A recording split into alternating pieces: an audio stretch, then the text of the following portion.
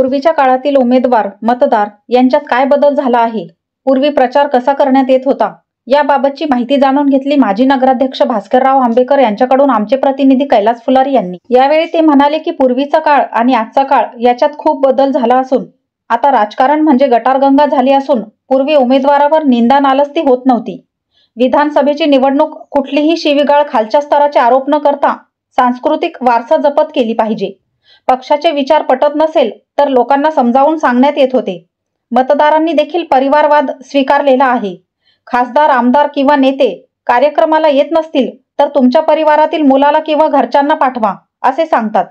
लोकांनी गुलामीची मानसिकता झुगारून दिली पाहिजे। राजकारणात नवीन नेतृत्वामुळे आपलं राजकारण संपतं की काय, यामुळे प्रस्थापित नेते कुणालाही पुढे येऊ देत नाही।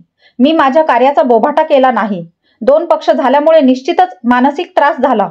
विश्वासघाताच्या विरोधामध्ये आम्ही आज उद्धव ठाकरे साहेब यांच्या सोबत आहोत। यांना धडा बसला पाहिजे। ज्यांनी तुम्हाला मोठं केलं त्या पक्षाला तुम्ही संपवण्याचा प्रयत्न करत आहात। हे नैतिकतेला धरून ते नाही। पक्ष फोडणे हे लोकांना आवडलं नाही। त्यामुळे महाआघाडीला विधानसभेत यश मिळेल। विधानसभा निवडणुकीनिमित्त परिवर्तन घडावे अशी जनतेची इच्छा आहे। 5ही मतदारसंघात आघाडीला यश मिळेल असे चित्र तुम्हाला दिसेल। पहा भास्कर आंबेकर यांची पूर्ण मुलाखत।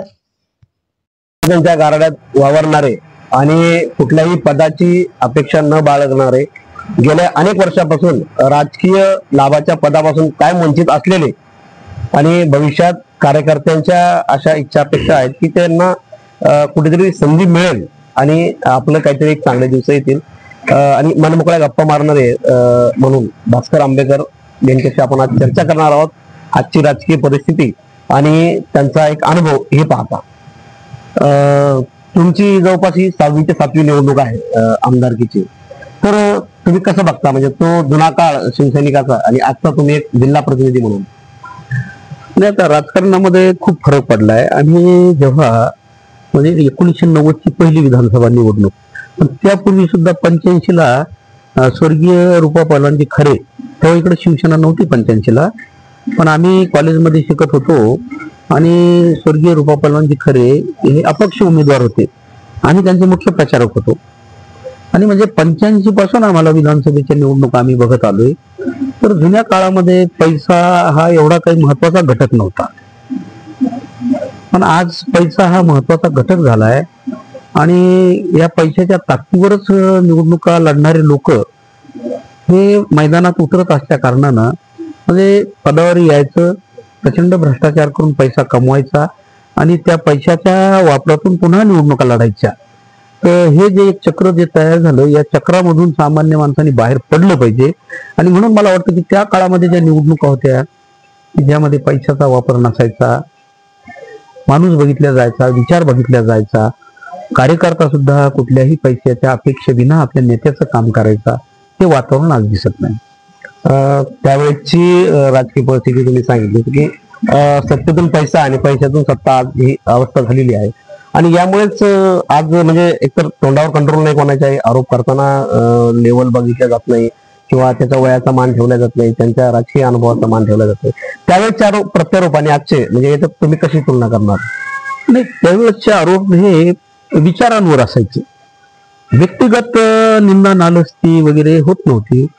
आणि म्हणजे एखाद्या पक्षाचा विचार पटत नाही, त्या पक्षाचे धोरणं पटत नाहीत, ते लोकांना मग ते समजावून सांगितलं जायचं की बाबा हा व्यक्ती अमुक पक्षाकडनं उभा आहे आणि जर या पक्षाचाच जर हा उमेदवार निवडून आला आणि यांचं जर सरकार आलं तर या सरकारचं म्हणजे या पक्षाचं धोरण हे तुमच्या कसं हिताचं नाही, असं पक्षीय राजकारण होतं।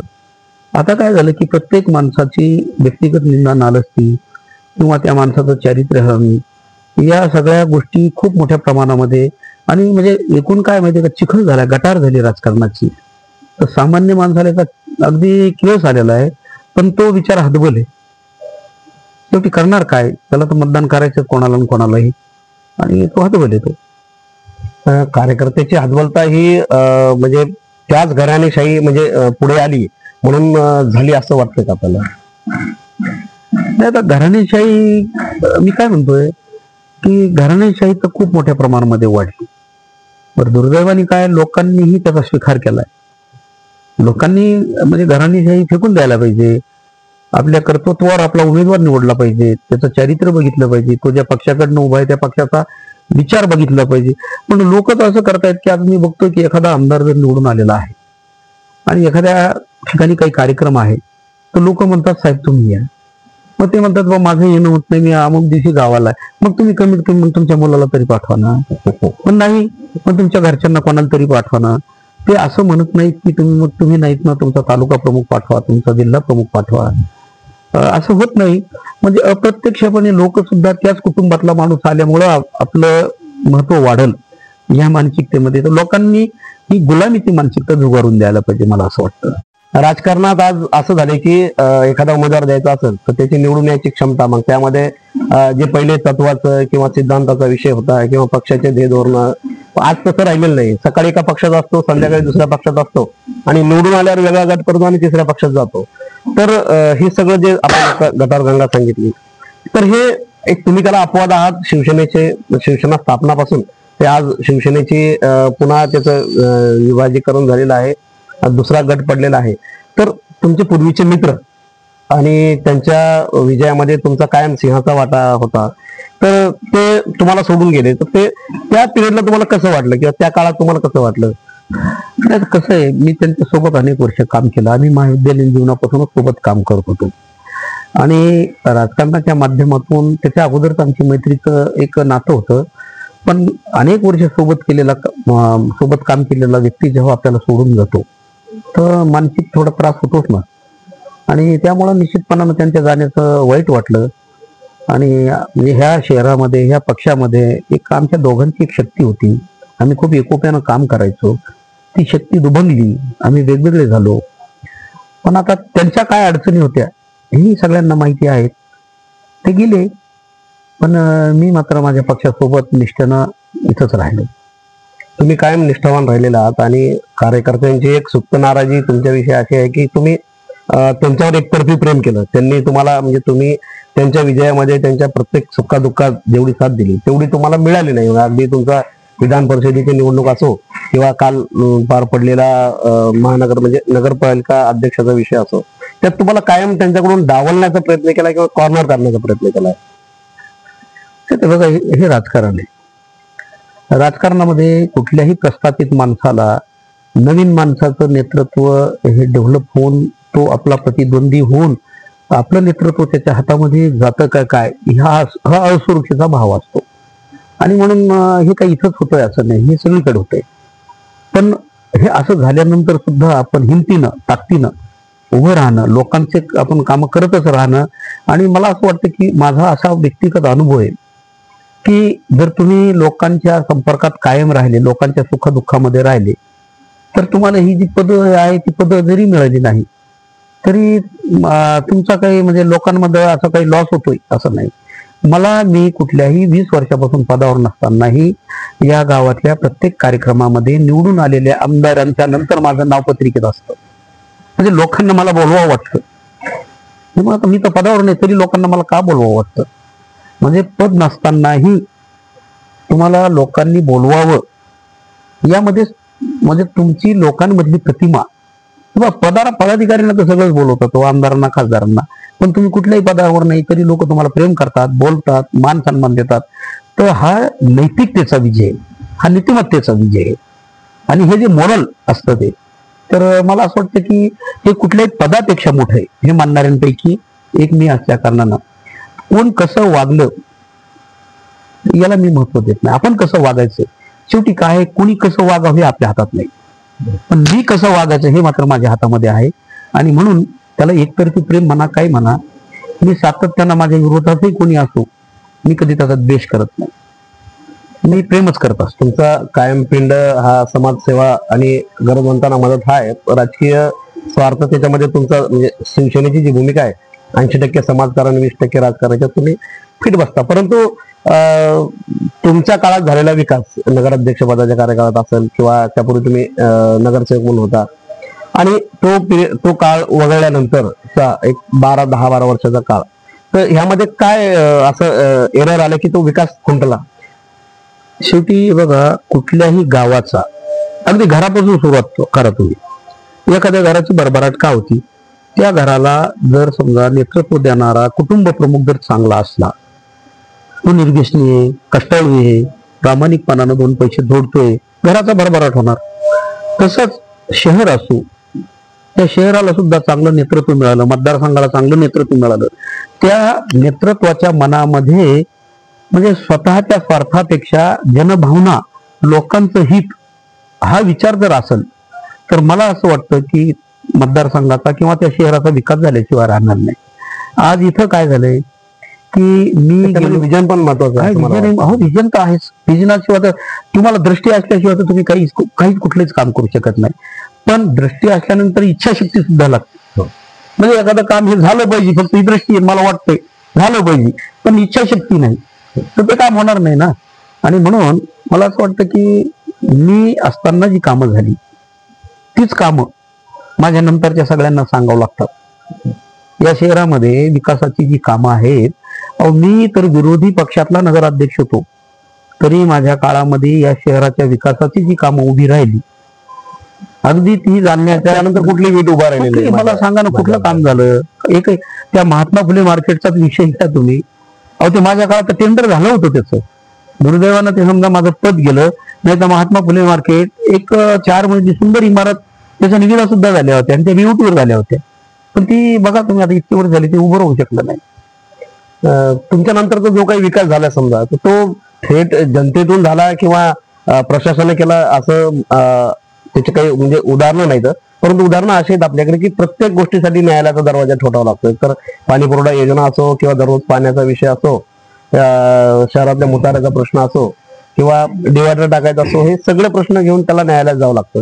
म्हणजे इथे प्रशासनाकडून काम करून घेण्यास नेते कमी पडले असं वाटतंय. नाही, माझ्या काळामध्ये कुठं न्यायालयात कोणाला जावं लागलं? तुमचा कार्यकाळ लक्षात घ्या ना, माझ्या काळामध्ये छत्रपती संभाजी उद्यानाचा विकास घ्या, नगरपालिकेची प्रशासकीय इमारत असेल, भारतरत्न बाबासाहेब आंबेडकर सभागृह तिथलं छत्रपती व्यापारी संकुल असेल, अनेक रस्ते, टाउन हॉलचं आपण जे रूपांतर केलं, तुम्हाला सांगतो संगीत कारंजे, म्हणजे अनेक रस्ते, पाण्याची योजना, त्या सगळ्या पाण्याची योजना मीच केलेली आहे. तुम्हाला सांगतो दुर्दैवानं ठीक आहे, मी त्याचा जो बोभाटा करायला पाहिजे होता. राजकीय प्रश्न असतो की तुम्ही आता जिल्हा प्रमुख आहात आणि तुमच्या नगरीतून आता प्रत्येक मतदारसंघाचं जर विश्लेषण करणार असाल तर आपण कसं करणार? म्हणजे सुरुवात आपण भोकरदन पासून करू की तुम्हाला तिथे काय वाटतं, कशी फाईट असेल, कशी चित्र असेल? भोकरदनच काय, या जालना जिल्ह्यामध्ये ज्या 5 विधानसभा मतदारसंघाचा समावेश आहे, लोकांमध्ये परिवर्तन झालं पाहिजे ही मानसिकता आहे. ती लोकसभेला दिसली. आज लोकसभेला 31 जागा ह्या महाविकास आघाडीच्या आल्या आणि 23 वरनं 9 जागापर्यंत भारतीय जनता पार्टी खाली आली. शिवसेनेचे 2 शकलं झाल्यानंतर सुद्धा उद्धव ठाकरे साहेबांच्या नेतृत्वामध्ये चिन्ह नाहीत. लोकांना माहिती, आमचं मूळ चिन्ह हे आमच्या विरोधकांनी त्यांच्याकडे गेलं आणि ठीक आहे, तो इतिहास सगळा लोकांना माहिती आहे. तरी सुद्धा 9 जागा आमच्या आल्या. हे काय आहे सगळं द्योतक कशाचं आहे? की गेल्या 2.5 वर्षामध्ये जो कारभार आणि ज्या पद्धतीचं राजकारण या महाराष्ट्रामध्ये झालं, या महाराष्ट्रामधली ही संतांची भूमी, समाज सुधारकांची भूमी आहे, पण तरी ज्या पद्धतीचं राजकारण म्हणजे तोडफोड करणे, पैशाचा वापर करणे, माणसामध्ये न ठेवणं, हे सामान्य माणसांना आवडलं नाही.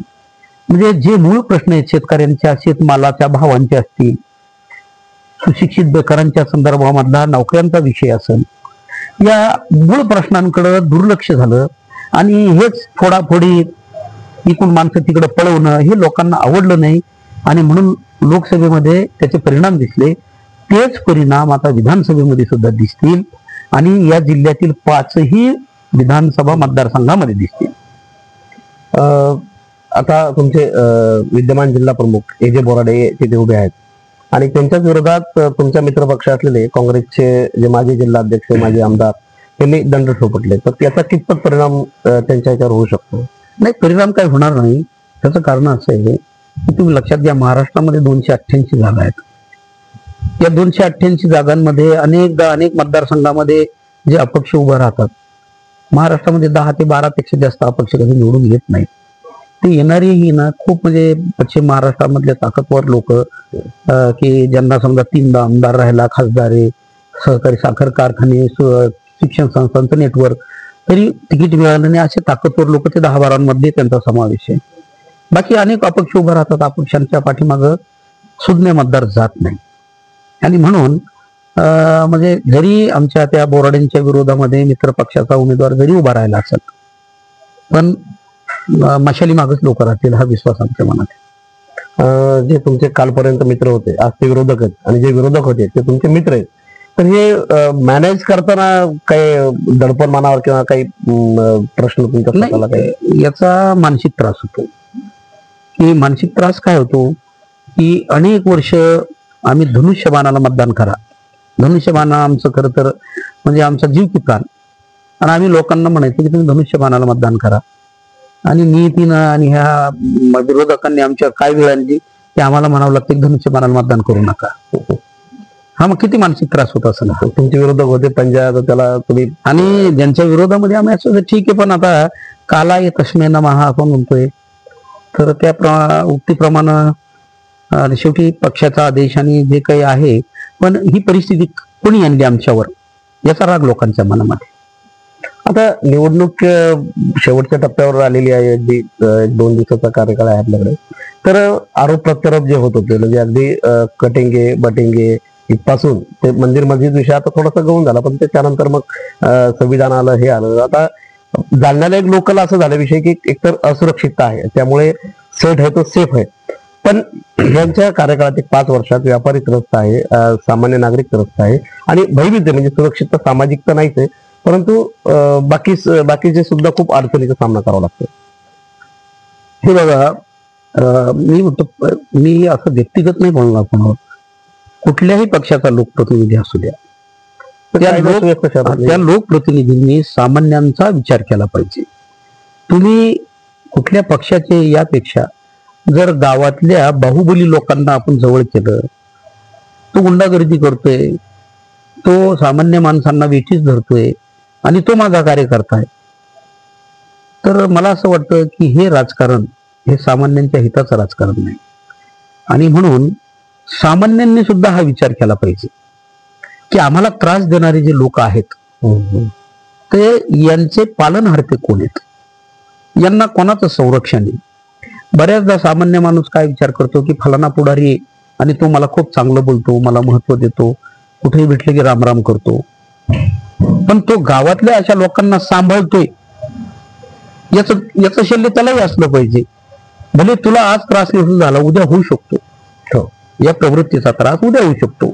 आणि म्हणून मी म्हणतो अगदी कोणत्याही पक्षाचा, माझ्याही पक्षाचा जर एखादा लोकप्रतिनिधी जर गुंड मावल्यांना, गुन्हेगारांना जर संरक्षण देत असेल, तर मी म्हणतो ना, बिलकुल जनतेने त्याला दूर केलं पाहिजे. कारण की शेवटी गुन्हेगारीची जर वाढ झाली तर शहरामधलं भयभीत वातावरण निश्चितपणानं वाढणार, आणि भयभीत वातावरण झालं, सामान्य माणसाच्या मनामध्ये जर भय निर्माण झालं, तर तुम्ही आर्थिक सोबतता किती येऊ द्या, भय घेऊन तुम्ही कसं जगू शकता. नाही, त्याच्या हाताला काम नसल्यामुळे तो गुन्हेगारीकडे वळला, बेरोजगारीचा प्रश्न आहे आपल्याकडे, त्याला हाताला काम द्या ना, मग त्याचा वापर नका करू. ही कोणी करायला पाहिजे? लोकप्रतिनिधींनी हा विचार केला पाहिजे ना. लोकप्रतिनिधी काय करतात की याच्या मागे 100 मुलं ह्या आपल्या कामाचं आहे, त्याला त्या विचारांपासून, गुन्हेगारी प्रवृत्तीपासून मी त्याला चांगल्या मार्गाला कसा लावेल हा विचार लोकप्रतिनिधींच्या मनामध्ये असला पाहिजे, ते कुठल्याही पक्षाचे असू द्या. पण हे कधी विचार येतील? जेव्हा तुम्हाला सामान्य ऐशी कैवल्याची जाती करी लाभावी न प्रीती, म्हणजे नेता कसा त्याचा मन हे अशा कैवल्याचं असलं पाहिजे की मला याचा काय लाभ होतो हे नाही महत्वाचं. त्यांना सामान्य जनतेप्रती आपलं मन हे सामान्य जनतेच्या संदर्भामधले प्रीती म्हणजे प्रेमाचं जर त्याचं असेल तर ते आम्हाला वाटत नाही अशा लोकांचा तो सांभाळ करेल. तुम्ही आता जिल्हा प्रमुख या नात्यानं तुम्हाला प्रमुख जिल्ह्याच्या कुठल्या समस्या आहेत आणि त्या तुम्ही उद्या तुमचं सरकार आल्यावर प्रामुख्यानं सोडवणार आहात? हे बघा, मला काय वाटतं की सगळ्यात महत्वाचं, जर तुम्हाला शेतकरी हा जर आनंदी करायचा असेल तर सिंचन क्षेत्र वाढणं खूप गरजेचं आहे. आपल्या जिल्ह्यामध्ये सिंचन क्षेत्र खूप कमी आहे. आपल्या जिल्ह्यातले अनेक प्रकल्प, आता हातवण प्रकल्प उदाहरणादाखल सांगतो मी, तर गेल्या 10 वर्षापासून 15 वर्षापासून हा हातवण प्रकल्प प्रलंबित आहे, कुठल्या का कारणानं होईना. हा हातवण प्रकल्प झाला असता 1000-2000 हेक्टर जमीन ही ओलिताखाली असते. आज पश्चिम महाराष्ट्रामध्ये शेतकरी का सुखी आहे? पश्चिम महाराष्ट्रामधलं सिंचन जास्त झालं. सिंचन जास्त झाल्यामुळं तिथं कारखानदारी वाढली, शेतकऱ्याचं उत्पन्न वाढलं, शेतकऱ्याच्या घरामध्ये 2 पैसे येत आहेत, तिथलं सदन शेतकरी. आपल्याकडे तुम्ही एक लक्षात घ्या, आपल्याकडं मराठवाड्याचा, आपण खरं तर मराठवाड्यामध्ये आज जायकवाडी सारखं एवढं मोठं धरण आहे आणि गोदावरी सारखी नदी आपल्या पूर्ण मराठवाड्यामधून, म्हणजे तुम्ही विचार करा, आज ती संभाजीनगर जिल्ह्यापासून तर खाल नांदेडपर्यंत एवढा मोठा गोदावरीचा पट्टा आहे मराठवाड्यामध्ये. मग एवढं मोठं पाणी आम्ही अडवून याला पूर्ण मराठवाडा भर जिथं जिथं शक्य आहे तिथं जर आपण घेऊन गेलो. मी गेल्या अनेक वर्षापासून ऐकतो की आज उल्हास खोर आणि वैतरणा खोऱ्यामधलं पाणी हे जायकवाडीमध्ये आणणार सरकार म्हणतंय. काय येत नाही ते एक लक्षात आहे. पश्चिम महाराष्ट्रातला ना आपल्यातला काय फरक आहे? पश्चिम महाराष्ट्रातल्या पुढाऱ्यांनी फक्त निवडून येणं एवढंच नाही, तर निवडून आल्यानंतर आपल्या भागाच्या विकासाकडे लक्ष केंद्रित केलं. तुम्ही मला सांगा, या 25 वर्षामध्ये आपल्या जिल्ह्यामध्ये काय सिंचन वाढलं, काय विकासाची कामं झाली, काय कामं झाली नाही. अहो, तुमच्या राज्याच्या तिजोरीतला पूर्ण पैसा ह्या पश्चिम महाराष्ट्रातले लोक घेऊन जातात. आम्ही 200 कोटी 100 कोटी आणलं की त्याचा एवढा डांगोरा पिटवतो आणि लोकही आनंदी होतात. एका अजितदादा पवारांनी 35,000 कोटी रुपये या राज्याच्या तिजोरीतले पुणे जिल्ह्याच्या वळण रस्त्यासाठी नेले. 35,000 कोटी रुपये. नाशिक ते पुणे रेल्वेसाठी राज्य सरकारचा हिस्सा म्हणून 20-22 कोटी नेली. मग एका जिल्ह्यामध्ये 25-25, 40-40 कोटी चालले आणि मी इकडं काय म्हणतो, इकडचे पुढारी सांगतात की मी 100 कोटी आणले, मी 200 कोटी आणले. तर हे चिंतन केलं पाहिजे की तुम्ही तुलना करा त्यांच्याकडे किती पैसा चाललाय. म्हणजे हा अनुशेष मराठवाड्याचा जो आहे तो पुन्हा वाढतोय आणि म्हणून राज्याच्या तिजोरीतला जास्तीत जास्त पैसा इकडे आला पाहिजे. सिंचनाचे प्रकल्प वाढले पाहिजे, दळणवळणाची साधनं वाढली पाहिजे, शेतकऱ्यांच्या उत्पादित केलेल्या मालाला बाजारपेठ चांगली शाश्वत बाजारपेठ मिळाली पाहिजे आणि शेतकऱ्यांच्या मालाला योग्य भाव मिळाला पाहिजे. आमच्या देशामध्ये शेती प्रधान देश आहे. हा कृषी प्रधान देश म्हणतो आम्ही. शेतकरी सुखी तर सगळे सुखी. जेव्हा शेतकरीच दुःखी आहे तर कोणी सुखी होऊ शकत नाही. म्हणून त्या दृष्टीनं माझ्या जिल्ह्यामधला शेतकरी कसा सुखी होईल आणि त्यासाठी मी काय केलं पाहिजे. जिल्ह्यामध्ये आज मी तुम्हाला सांगतो कितीतरी प्रकल्प आमच्या जिल्ह्यामधले सुरू केलेले, नवीन तर झालेच नाही. आमची सूतगिरणी जालन्याची बंद झाली, तिकडे ते अंबड तालुक्यातली सूतगिरणी बंद झाली, रामनगर साखर कारखाना बंद झाला, तुमचा परतूरचा साखर कारखाना होता तोही बंद झाला होता, पण एका भल्या माणसानं घेतला आणि तो आता चांगला सुरू आहे. तुम्ही लक्षात घ्या ना, म्हणजे आम्ही नवीन काही करण्याऐवजी आमचे असलेले प्रकल्प बंद होत आहेत. आज जालना MIDC मध्ये ज्या लोकांच्या हातांना काम मिळण्याची जिथं शक्यता आहे तिथं गुंडागर्दी वाढते. काल परवाच्या का उद्योगपतीला गुंड लोकांनी काही धमक्या देऊन खंडणी मागितली. या सगळ्यांना संरक्षण देण्याची जबाबदारी कोणाची आहे? म्हणून आमच्या इकडं औद्योगिकरण वाढणं, सिंचन वाढणं, शेतकऱ्यांच्या मालाला शाश्वत बाजारपेठ, या सगळ्या गोष्टी जर झाल्या तर मला वाटतं की पश्चिम महाराष्ट्रातला कोल्हापूर, सांगली, तुमचे हे जे प्रगत जिल्हे आहेत तसा हा जिल्हा इथं पोटेन्शियल आहे. इथं पोटेन्शियल आहे. फक्त एक करणारं नेतृत्व मिळालं पाहिजे. मला वाटतं कमी आहे. सिंचनाचा प्रश्न तुम्ही चांगला मांडला. आता हातवण तलाव आपल्याकडं तत्वता मंजुरी त्यांनी मागच्या गव्हर्नमेंटला दिली आपल्याला. आता जालना शहराचा पाणी प्रश्नावर आपण येऊया. तुमच्या कार्यकाळात योजना ती मंजूर झाली, त्याच्यात त्रुटी आहेत असं विरोधकांनी सध्या सत्ताधाऱ्यांचं म्हणणं आहे की पहिले आपल्याला घाणेवाडीतून पाणी येत होतं, ते एक्सटेन्शन करून आपण शहागडून पाणी आणलं, त्याच्यापेक्षा जास्त लोकसंख्या वाढली, गरज वाढली म्हणून आपण पुन्हा जायकवाडीहून आणलं. आता पाण्यासाठी जवळपास आपण 550 ते 600 कोटी रुपये आपल्याला वेगवेगळ्या योजनेच्या माध्यमातून गव्हर्नमेंटला दिलेले आहेत. एवढं करून जर 15 दिवसाआड पाणी येत असेल तर तुम्ही म्हणजे तुम्हाला तक्रार करायची तर तुम्ही कशी करणार? आता एक लक्षात घ्या, मी नगर अध्यक्ष होतो. माझ्या काळामध्ये शहराला पाणी पुरवठा करणारे 2 सोर्सेस होते. एक होतं जायकवाडी, आपले हे घाणेवाडी, आणि दुसरा शहागड. शहागडची लाईन पूर्ण फुटलेली होती, बरोबर आहे. पण मी आहे त्या सोर्सवर मधून जालना शहराला 3 दिवस आड पाणी द्यायचो, नियमित द्यायचो. पण जेव्हा घाणेवाडी आमचा आटला तर या शहागडच्या फुटक्या याच्यावर मी 3 दिवस आड पाणी द्यायचो, नाही तर दररोज पाणी होतं माझ्या काळामध्ये. म्हणजे आज पाणी आहे पण मिळत नाही, म्हणजे याचा अर्थ काय? नियोजनाचा अभाव आहे.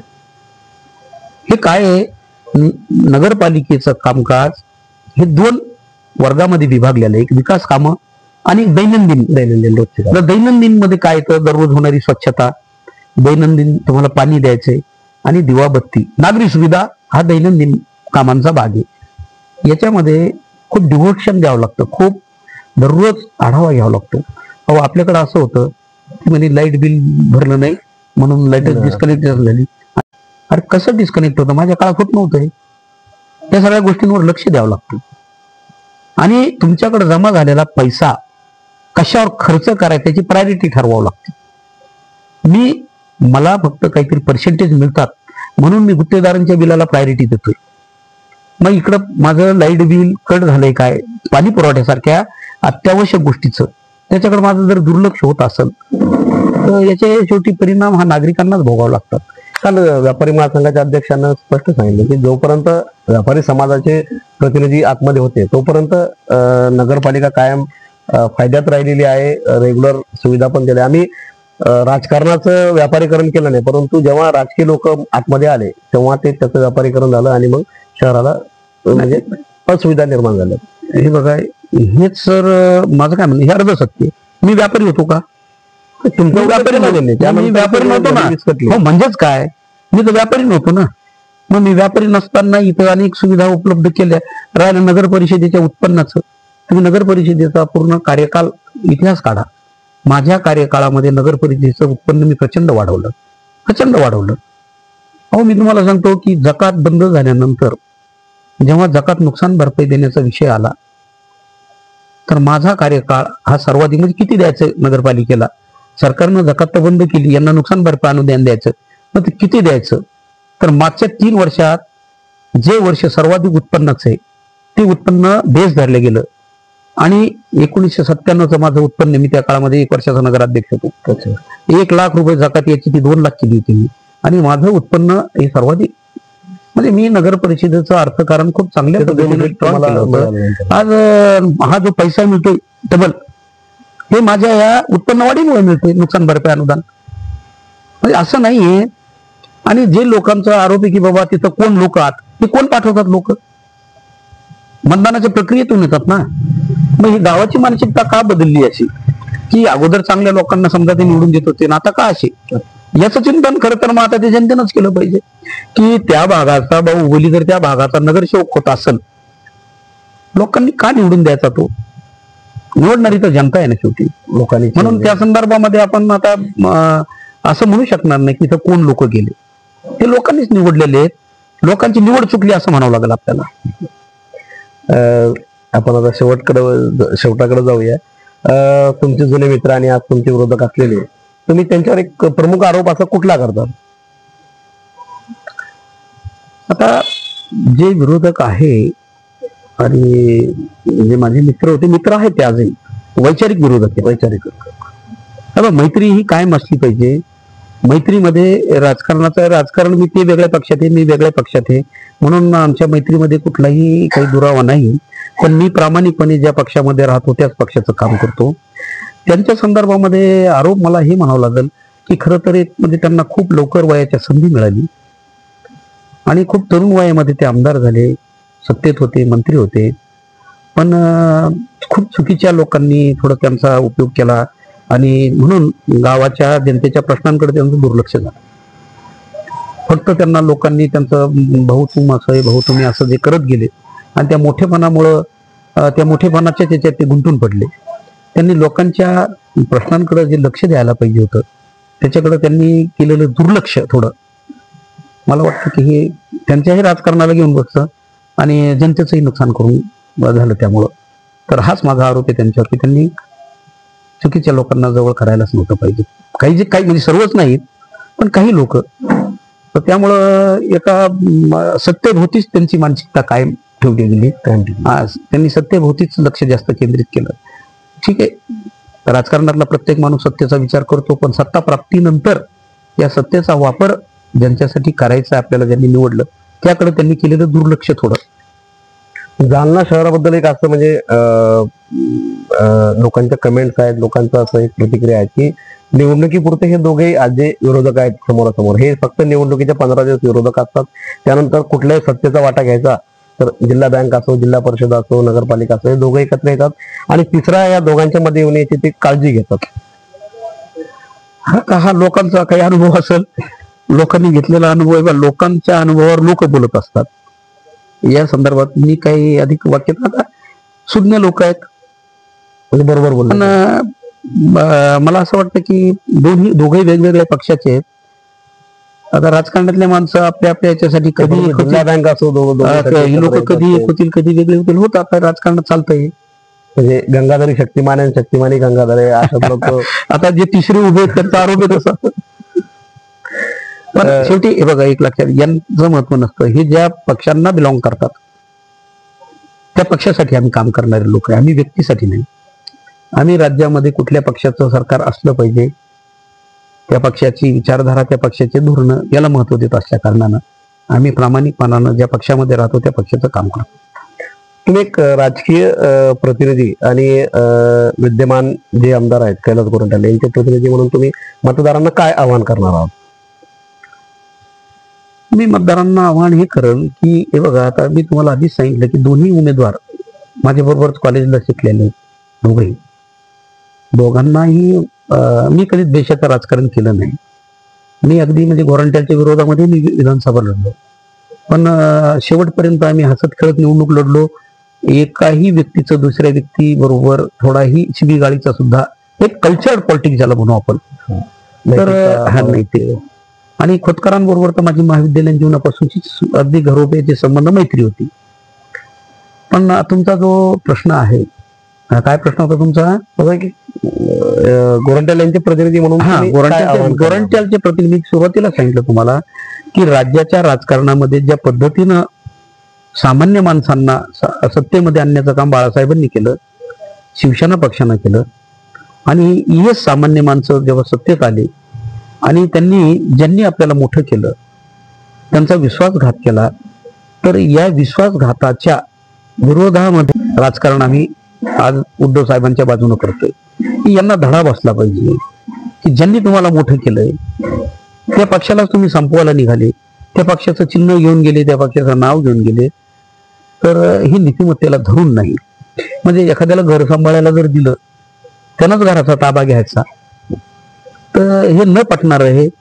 राजकारणामध्ये येणाऱ्या महाराष्ट्र हे कुठल्या दिशेला जाईल सांगता येत नाही. आणि म्हणून आम्ही उद्धव साहेबांच्या बाजूनं महाविकास आघाडीच्या भूमिकेमध्ये आहोत आणि म्हणून आम्ही महाविकास आघाडीला मतदान करावं असं लोकांना आवाहन करतो. जाता जाता तुम्ही मतदारांना काय आवाहन करणार आहात? मी मतदारांना आवाहन करेल की तुम्हाला जर राज्यामध्ये राजकारणामधलं परिवर्तन, म्हणजे शेतकऱ्यांना, आज ह्या राज्यामध्ये शेतकरी खुश नाही, सुशिक्षित बेकार खुश नाही, व्यापारी खुश नाही, लाडक्या बहिणी खुश आहेत. नाही, लाडक्या बहिणी काय म्हणजे एकीकडे बहिणीला तुम्ही 1,500 रुपये द्यायला लागले, दुसरीकडे प्रचंड भाव वाढवायला लागले जीवनावश्यक वस्तूची. तेलाचे भाव 80 रुपयावरून आज 150-200 रुपयापर्यंत चालले, 180 पर्यंत गेलेत. शेतकऱ्यांच्या मालाला भाव नाही, कापसाला भाव नाही, सोयाबीनला भाव नाही. म्हणजे तुम्ही त्यांच्याकडनं खूप मोठी रक्कम काढून त्यांच्यातली थोडी त्यांना परत करायला लागले. तर यामुळं यांना वाटतं ही लोक खुश होतील, पण लोक खूप सुज्ञ झालेले आहेत आता. आणि म्हणून लोकांना परिवर्तनाची आश आहे. लोकांनी परिवर्तन केलं पाहिजे. परिवर्तन हा प्रकृतीचा नियम आहे.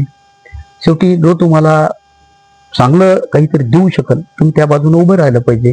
आणि महाविकास आघाडी एक असा पक्ष आहे की शरद पवार साहेब असतील, उद्धव ठाकरे साहेब असतील किंवा काँग्रेसची जुनी जाणती मंडळी असतील, त्यांना अनुभव आहे आणि सामान्यांप्रती त्यांना खूप म्हणजे चांगली सद्भावना आहे.